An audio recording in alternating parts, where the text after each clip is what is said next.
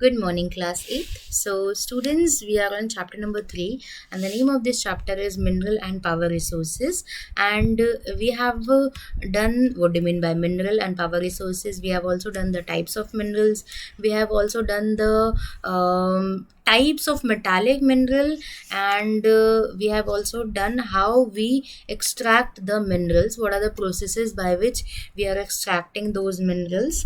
Now, these all processes which we have done in the previous class, we have also revised them again in the previous class. After that, we have done the distribution of minerals, the seven continents. In the seven continents where all those minerals are found, we have done that. Now we will start a new topic which is uses of minerals. देख तो लिया हम लोगों ने कि इसके सारे काम क्या क्या होते हैं, कहाँ कहाँ पर ये फैला हुआ है, बट इनका काम है क्या, मतलब इनकी ज़रूरत क्या है, यूजेस क्या हैं, that we will discuss in this class. So let's start with our today's topic. So first of all uses of mineral की अगर मैं बात करूँ, सो इसके लिए आपको पेज नंबर 27 पे आना पड़ेगा. 27 पे आप लोग यूजेस ऑफ 26 पे आप लोगों को यूजेस ऑफ मिनरल्स वाला जो पैराग्राफ है वो यहाँ पर दिख जाएगा.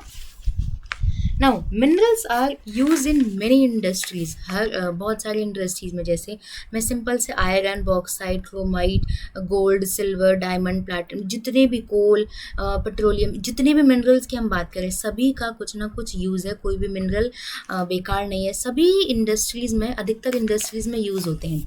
जेम्स जो होते हैं वो हार्ड होते हैं.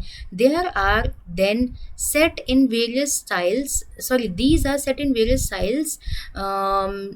various styles, for jewellery. जैसे डायमंड के अंदर हम लोगों ने, डायमंड क्या, जो अपने रिंग के अंदर डायमंड, पन्ना, और भी बहुत सारी चीज़ें होती है, कुंदन की, इन सब की जो जेम्स की ज्वेलरीज बनती है ना, हम उन्हें सेट कर देते हैं आपके सेट के अंदर, गले के सेट के अंदर या फिर रिंग्स के अंदर. ये तो बात हो गई, हमने जेम्स की बात की. Copper is another metal use in everything from coins to pipes. सिक्के से लेकर कॉपर के पाइप्स तक बनते हैं, तार भी बनते हैं कॉपर के, जो कि बहुत ज़्यादा यूज़फुल होते हैं. वही मैं सिलिकॉन की बात करूँ, इंडस्ट्री, कंप्यूटर इंडस्ट्री में सिलिकॉन एक जगह ही है, सिलिकॉन वैली भी है, जहाँ पर बहुत बड़ी बड़ी कंपनीज़ के बिल्डिंग, अगर हम बोले ऑफिसेज हैं, तो silicon is used in computer industries, obtain from quartzite, या फिर क्वार्ट्ज यहाँ पर लिखा गया है. एल्यूमिनियम, जिसे हम बॉक्साइट ओर से लेते हैं, ओर मतलब कच्चा पदार्थ, is use in automobile and aeroplanes, airplanes. So देख रहे हैं कितनी इंपॉर्टेंट चीज़ों में इन सब की यूज़ हो रही है. Bottling industry, buildings and even kitchen, सभी लोग एल्यूमिनियम की थाली के अंदर ही खा रहे हैं यहाँ पर. सो यहाँ पर बात की गई क्या क्या यूजेस हैं मिनरल्स के हमारी normal day to day life से लेकर, अगर हम बात करें इंडस्ट्रीज़ के अंदर.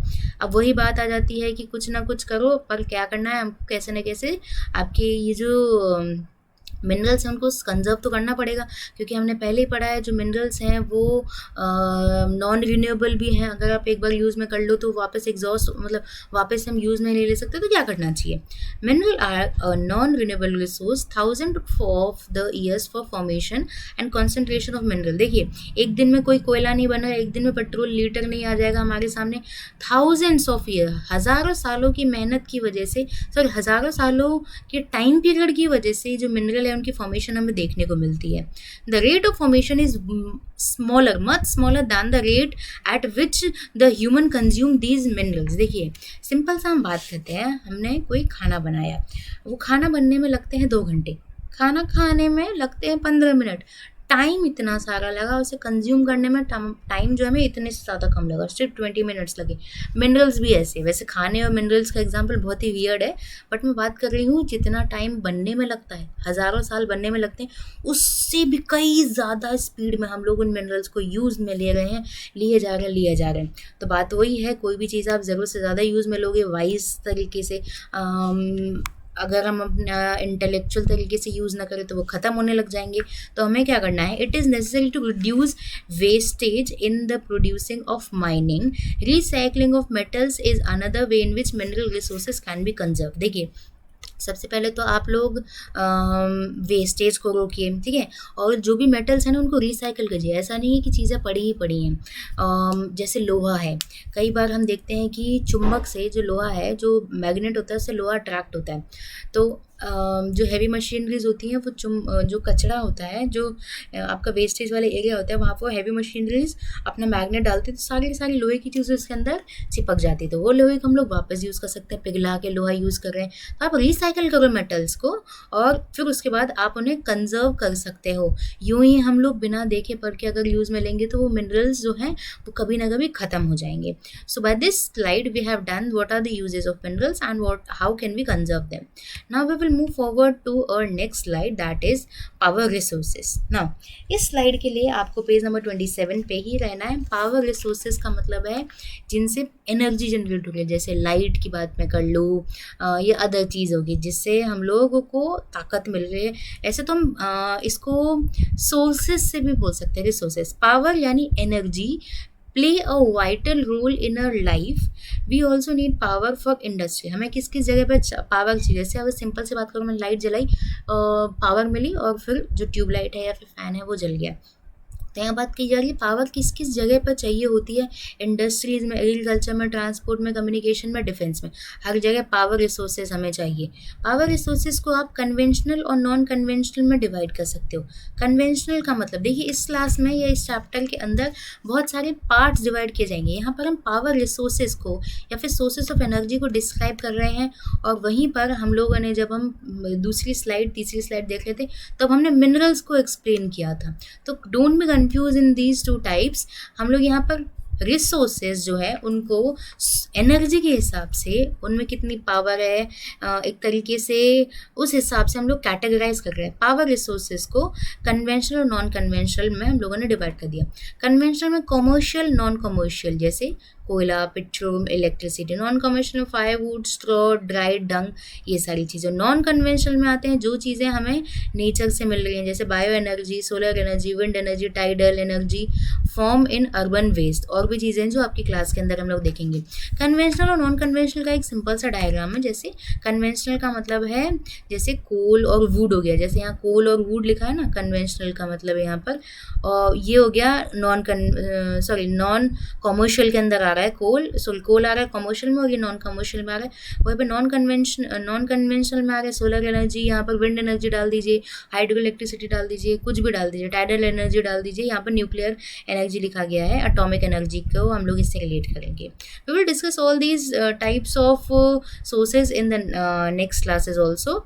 सो इसी की तरीके से ये जो पेज है, मतलब अगर मैं बात करूँ इस डायग्राम का, तो ये डायग्राम आपके पेज नंबर 28 पे है। We will discuss this after some time. First of all हम लोग आगे की तरफ बढ़ते हैं, कन्वेंशनल रिसोर्सेज, कन्वेंशनल सोर्सेज की तरफ बढ़ते हैं, जो कि हमारे बस पावर रिसोर्सेज के नीचे का ही पॉइंट है। उससे पहले जो पैराग्राफ था वो जो पावर रिसोर्सेज की ब्रीफ डिस्क्रिप्शन थी वो स्टोरी मैंने रीड नहीं की है।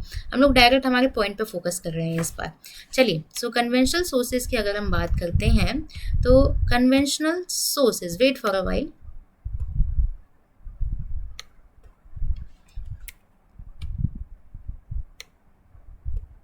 Yes, so conventional sources of energy are those which have been in common use for a long time. Firewood or fossil fuel are the two main conventional energy resources जिन्हें हम बहुत सालों से, कई सालों से यूज़ में लिए जा रहे हैं। जैसे फायरवुड, लकड़ी जलाने का जो सामान होता है वो हमने लकड़ी जंगलों से ले ली है। और उसके बाद हम बात करें यहाँ पर फॉसिल फ्यूल्स। फॉसिल हम लोग पिछली क्लास में 7th क्लास में आप लोग पढ़ के आए हैं, मतलब 7th क्लास में आप लोगों ने पढ़ी होगी फॉसिल फ्यूल्स क्या होते हैं, फॉसिल्स क्या होते हैं, रॉक्स के टाइप क्या होते हैं, उसके अंदर हम लोगों ने फॉसिल फ्यूल देखा होगा। सो पहला एग्जांपल है firewood which is in your book itself. It is widely use for cooking और हीटिंग। खुद को गर्म रखने के लिए और कुकिंग के लिए लकड़ियों का यूज़ किया जाता है। आजकल जो अर्बन एरियाज़ हैं वहाँ पर गैसेज यूज़ में ली जाती हैं, LPG गैस में ये यूज़ में ली जा रही है। बट एट दिस टाइम अभी भी गाँव में लकड़ियों का यूज़ किया जा रहा है, चूल्हों पर खाना बनाया जाता है। So it is wisely use for cooking and heating. In our country more than 50% of the energy use by villagers come from firewood. अगर हम अभी की 2021 की भी बात करें, लगभग 50% जो एनर्जी है, एनर्जी मतलब ताकत, तो वो 50% energy use by the villagers, गाँव की बात कर रही हूँ, वो लकड़ियों से ही आ रही हैं। शहरों की बात को इंक्लूड नहीं किया जा रहा है यहाँ पर। Remains of plants and animals which were buried under the earth for million of years got converted by the heat and pressure into fossil fuels. देखिए, जब बहुत सालों पहले कभी कोई एनिमल हो गया, कोई प्लांट्स हो गए या फिर प्लांट के जो पार्ट्स हो गए वो नीचे दब गए, ठीक है। अब दबे दबे because of the heat, because of the pressure, वो कन्वर्ट हो जाते हैं फॉसिल फ्यूल्स के अंदर। फॉसिल फ्यूल्स में वो कन्वर्ट होके यहाँ पर क्या बन गए हैं, यहाँ पर जब कन्वर्ट होने के बाद वो क्या बनते हैं, फॉसिल फ्यूल के एग्जांपल है कोल, पेट्रोलियम, नेचुरल गैस। कैसे बने हैं, कई सालों के, कई थाउजेंड ऑफ ईयर्स से रिमेन्स जो थे प्लांट्स और एनिमल्स के वो बरिड हो रहे हैं लैंड सरफेस एरिया के अंदर, और they got converted by the heat and pressure and converted into fossil fuels. Examples are coal, petroleum, natural gas. these minerals, the reserves of these minerals are limited।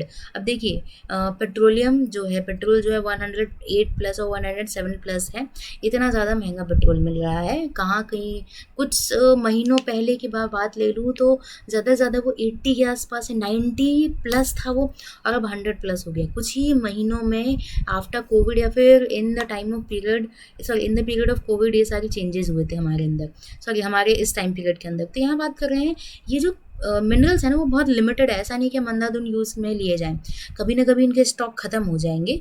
The reserves of these minerals are limited, कम है ये। The rate at which the growing world population is consuming, और जिस rate से हम लोग उन्हें use किए जा रहे हैं उस रेट से वो बनते नहीं हैं।